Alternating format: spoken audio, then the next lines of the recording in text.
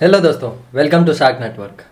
आज wealth story की दूसरी स्टोरी है। पहली स्टोरी को आपने बहुत प्यार दिया, उसके लिए धन्यवाद।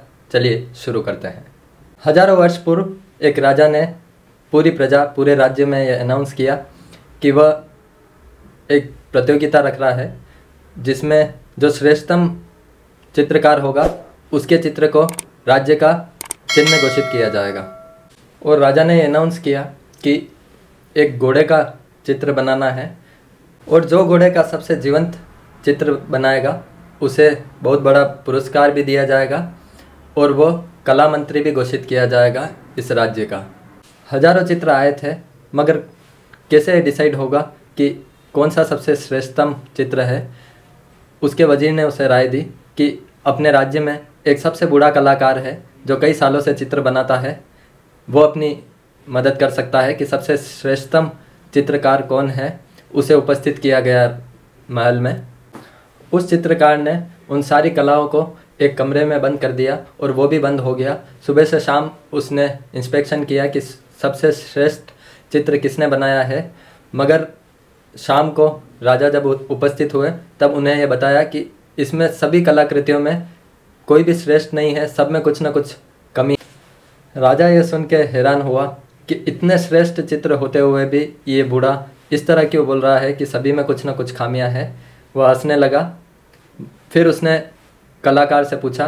चित्रकार ने यह कहा कि मापदंड सिर्फ एक ही हो सकता है, वो सिर्फ ये घोड़ा ही बता सकता है कि कौन सा चित्र जीवंत है, कौन से चित्र को देख के लगता है कि ये घोड़ा का चित्र नहीं, ये घोड़ा ओरिजिनल है। तब उसने बताया कि मैं एक घोड़े को उस हॉल में लेके गया था और उन सभी चित्रों को बताया, मगर वो घोड़ा किसी भी चित्र के आगे नहीं रुका।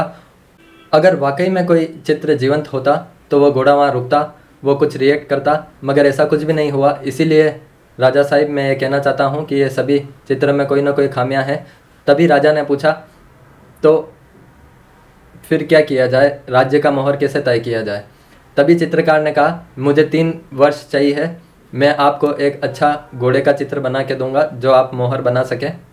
राजा ये सुन के चौंक गया कि 3 साल लगेंगे एक छोटा सा चित्र बनाने में।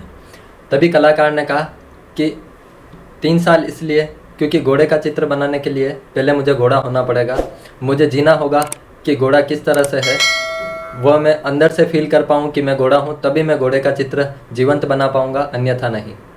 राजा ने उसकी बात को सुना और वो समझा कि यह बात सही कह रहा है। तभी राजा ने अपने सैनिकों को आदेश दिया कि इसकी सारी सुख सुविधाएं दी जाए 3 साल के लिए और इसका ख्याल रखा जाए।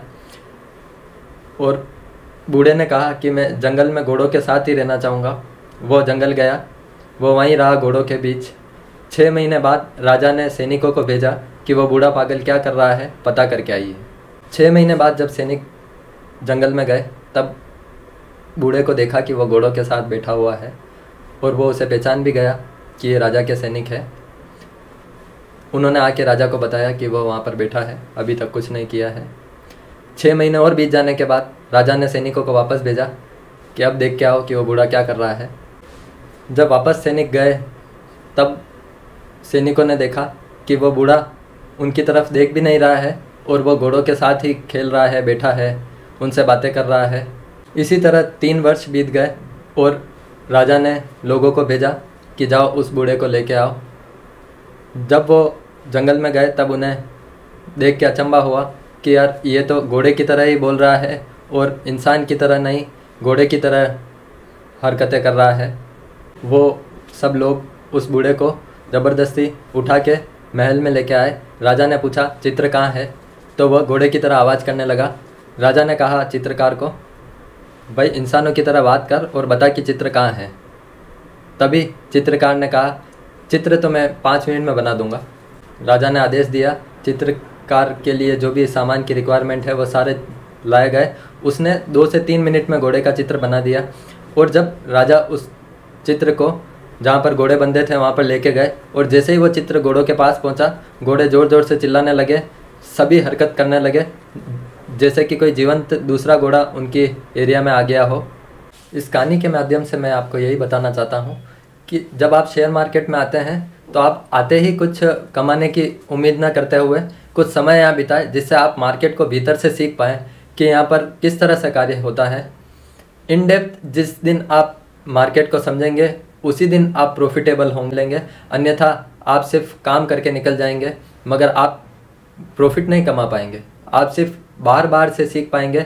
जब अंदर से जब आप सीखेंगे, कुछ समय यहाँ बिताएंगे, तभी इन डेप्थ आप समझ पाएंगे कि मार्केट किस तरह से काम करता है।